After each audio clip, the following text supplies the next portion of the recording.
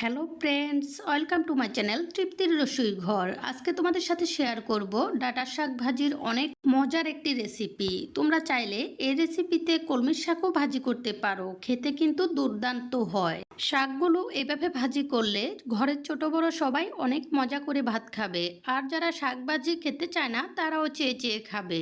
এই শাকটাকে অনেক মজার করে রান্না করার জন্য কিছু টিপস থাকবে, তাহলে চলো আর দেরি না করে শুরু করে দিই। প্রথমেই দেখো, 2 আটি পরিমাণ ডাঁটা থেকে শাকগুলোকে আলাদা করে নিয়ে ভালোভাবে ধুয়ে পরিষ্কার করে নিয়েছি। এখন এই শাকগুলোকে চিকন চিকন করে কেটে নিব।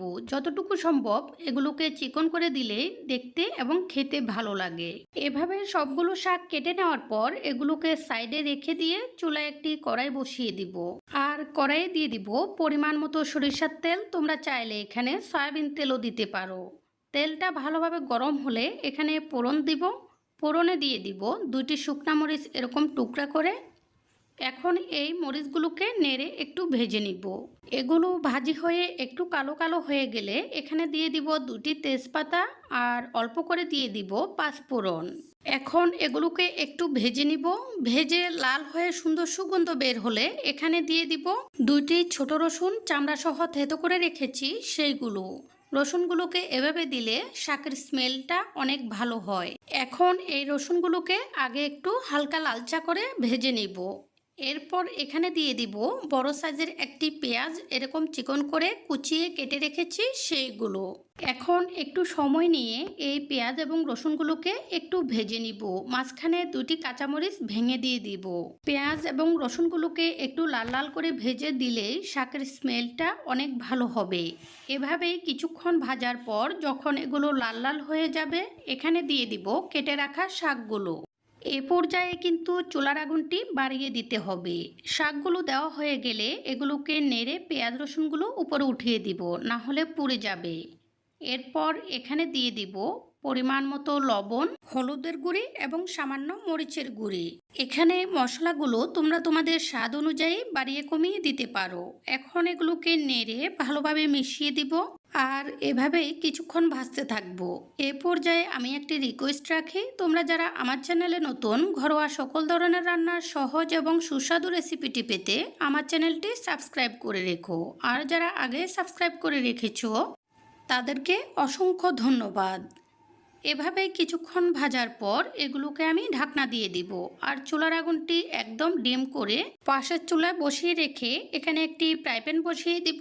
আর ফ্রাই প্যানে অল্প করে সরিষার তেল দিয়ে দিব। তেলটা গরম হলে এখানে দিয়ে দিব কিছু ডাল বড়ি ভেঙে রেখেছি সেইগুলো। এগুলোকে ভেজে শাকে দিয়ে দিব। তোমরা চাইলে এখানে যদি ডাল বড়ি না থাকে তাহলে মটর ডালকে ভিজিয়ে রেখে বেটে ছোট ছোট করে ভেজে দিতে পারো। এভাবেই এগুলোকে নেড়ে নেড়ে কিছুক্ষণ ভাজার পর যখন এগুলো থেকে সুন্দর সুগন্ধ বের হবে ফ্রাই প্যানটা নামিয়ে রেখে এখানে শাকের কড়াইটা বসিয়ে দিব। আমি কিন্তু এই শাকগুলোতে কোনো প্রকার জল ব্যবহার করিনি।